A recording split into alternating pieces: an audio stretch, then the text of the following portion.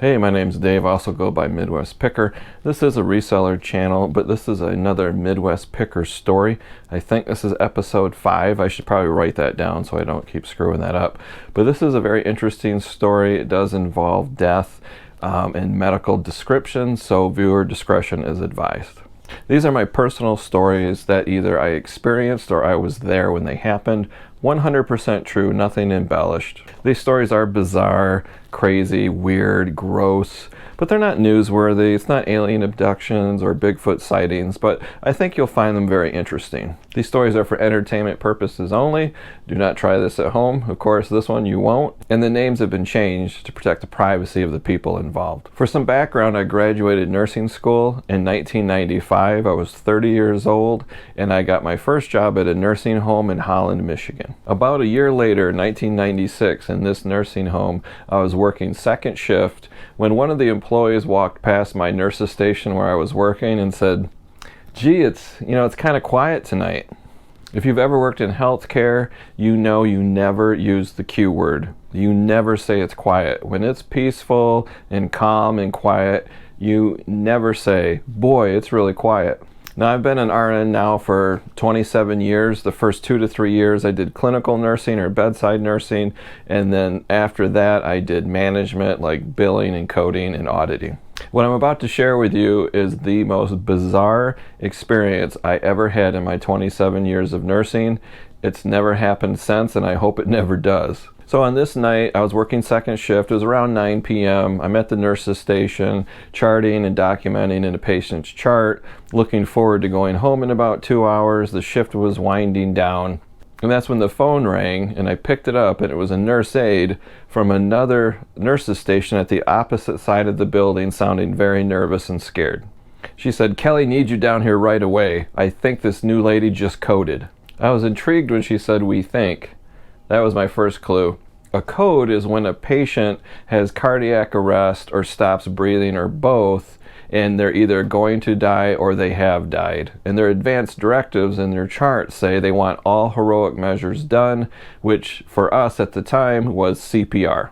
CPR stands for cardiopulmonary resuscitation, and this is what we will do while we're waiting for the paramedics to arrive. When the paramedics arrive, they take over and then they transport the patient to the hospital. For some reason, LPNs, or licensed practical nurses, were not allowed to declare a person dead, administer certain IV medications, and some other duties. Each facility, hospitals, nursing homes, assisted living centers, they enforce this scope of practice law or regulation a little bit differently. And the facility I was at, the LPNs outnumbered the RNs 10 to 1. So like I said, it was around 9 p.m. and Kelly, an LPN, was working, and she can run circles around any nurse. She's fantastic. And she seemed very, very nervous because she had never run a code before, and she wanted me there. So at this time, I had 2 years experience under my belt. No problem. I thought, this is my second time doing CPR on a full code. No problem. I wasn't nervous at all, so I jogged down to the other unit at the other side of the building. I was much younger back then. I don't jog anymore. And when I got down there, some nurse aides, they whisked me into the patient's room. I mean, like literally shoved me into the patient's room. So when I got into the patient's room, I saw what appeared to be an elderly woman sitting on the toilet in the bathroom with 2 nurse aides holding her up so she wouldn't tip over, and to me she looked like she was sleeping. So just as I walk into the bathroom with my stethoscope in hand, RN is here, ready to save the day. I go in there getting ready to listen for a heartbeat or whatever, doing an assessment, and she kind of opened her eyes halfway and she rubbed her eyes and said, "Oh, me so tired. Put me to bed." I gave the nurse aides a judgmental smirk, and I'm like, "She coded?" And they're like, "No, Dave, really, I'm serious. I swear, she coded. She was dead. She was gone." As I was teasing these nurse aides, Kelly, the LPN, came into the room, looked at the patient, rubbing her eyes, asking to be put back to bed, and she was shocked. She could not believe it. Kelly said, "What the heck? What's going on, Dave?" She was dead. She was gone. I swear she was. I checked her myself. I kind of laughed at Kelly, and we all helped the nurse aides get the patient back into bed and comfortable. And then I went with Kelly out to her nurse's station, and we pulled the patient's chart, and I began going through the patient's medication list. And I said to Kelly, is there any medication she's on that may have caused her blood pressure to plummet or caused this to make her appear to be dead when she wasn't? Kelly said she had no clue. So I recommended they take a set of vital signs, check the patient's blood pressure to see if it's low, page the doctor, and just let him know everything that happened. He might want us to send the patient into the emergency room to have an evaluation to determine what happened. So I casually walked down back to my unit where it was quote unquote quiet to finish my charting and fighting to keep my eyes open and just looking at that clock. I can't wait till I can go home. Not 3 minutes later, the phone rings again. I'm thinking, I can't catch a break around here. Put the chart down, pick up the phone, and it's Kelly again from the other unit at the other side of the building where I had just been. Kelly said, Dave, I'm serious this time. The lady's gone. She died. We put her into bed and she's gone. She's died. We have to do CPR. You need to get down here right now. So again, I sprinted down to the other end of the building, went right into the patient's room, and it appeared she was dead. So me and Kelly, we started CPR. I paused, grabbed a stethoscope, listened for a heartbeat. Nothing. She was in full cardiac arrest, no heartbeat. We continued CPR. I told one of the nurse aides to go out and call the ambulance service. You never call 911 because then you get police and fire and sirens. So they ran out to do that. Me and Kelly were performing CPR. I believe this was my third time, and it was her first time. We were doing pretty good performing the CPR. The paramedics showed up right away. It seemed like just a couple minutes. They came in and took over. They hooked up an IV medication in her arm. They hooked up an EKG machine with some leads, and they were doing chest compressions, and another one was using an ambu bag to push air into the patient's lungs. An ambu bag is much more efficient to push air in and out of the patient's lungs than rescue breathing. We can always tell when a patient dies, but if it's in their wishes, say their living will, their advance directives, that they want all heroic measures done, doesn't matter how old they are, doesn't matter how they die, we still have to go through the motions and do all the CPR anyway. So far all was going well. The paramedics were bagging and doing chest compressions, and then they would pause, check the EKG machine to see if there was any sign of a heartbeat. There was none, so they would resume bagging her lungs and doing chest compressions, and me and Kelly just kind of stood back and watched, and that's when it happened. These seasoned paramedics who have performed CPR hundreds of times, possibly 1,000 times, were about to experience something they had never seen before, and me and Kelly especially have never seen before. The paramedic doing chest compressions was the first one to notice. He stopped, he stood back and said, "Holy cow." I turned to see what he was talking about, and just then the paramedic that was bagging her lungs stopped, paused, and stood back. And the four of us, we just kind of stood there in shocked amazement with our jaws hanging open for like 5 minutes. It's difficult to describe if you weren't there, but basically what happened is her entire body started to inflate with air, and we weren't doing anything. We stopped bagging her, we stopped doing chest compressions, we're just standing back in shock, and her body under her skin started to inflate with air. Her face ballooned double in size, kind of like you see a drowning victim on the news, and her whole head and face just swelled up to twice its size. Her lips were like sausages, her chin swelled up. That was the first thing that we noticed. Imagine if you took a nozzle from an air compressor and stabbed it underneath your skin and hit the nozzle and blasted air under your skin. That's what it looked like. There was no sound, but everything started to inflate.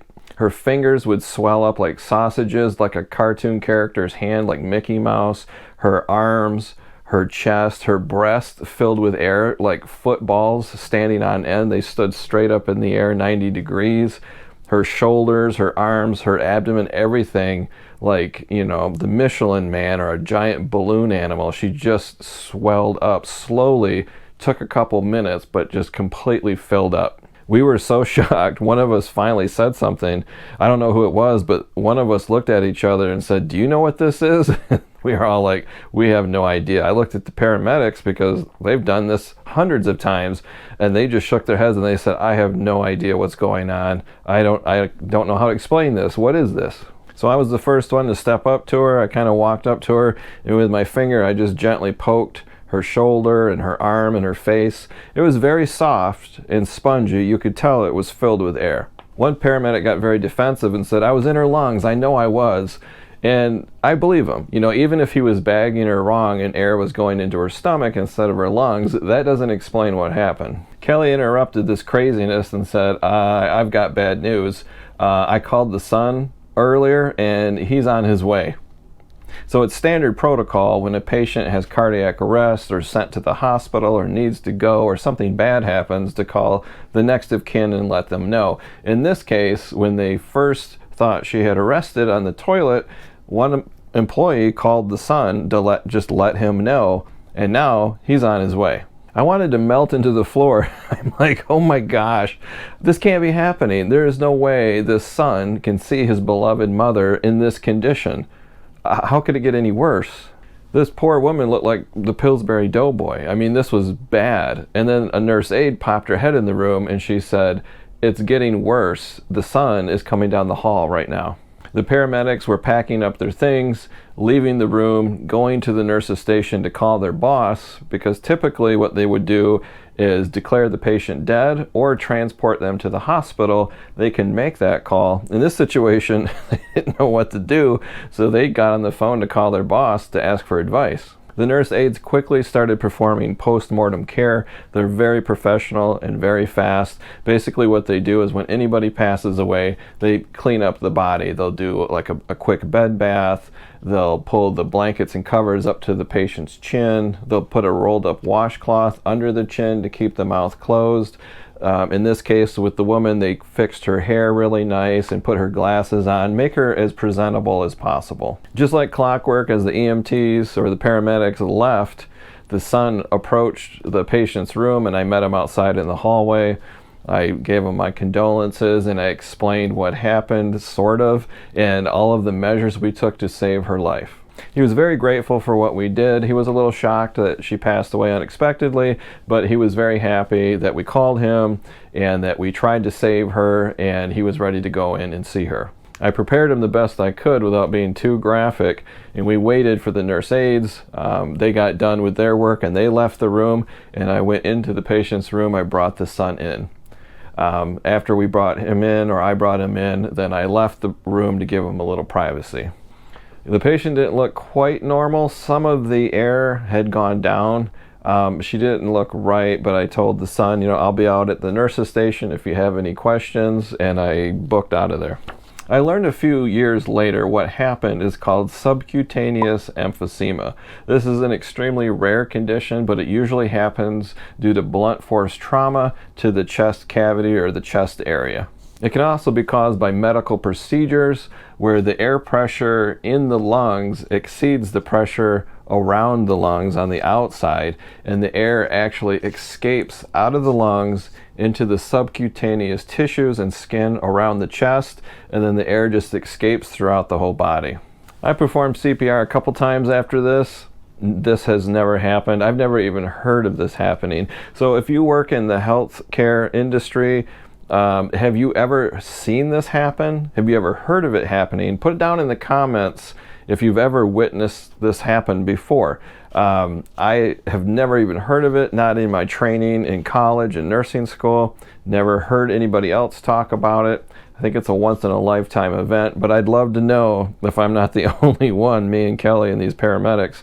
Put down in the comments if you've ever witnessed this or ever even heard of this. So that's the story, guys. I worked in the nursing home industry for many years, and we have lots of crazy stories. They're not unique. Any nurse, nurse aide, therapist, allied healthcare worker that works in long-term care, post-acute care, nursing home care, they've all have these stories. Some of them are bizarre, some of them are hilarious, some of them are funny, some of them are really gross.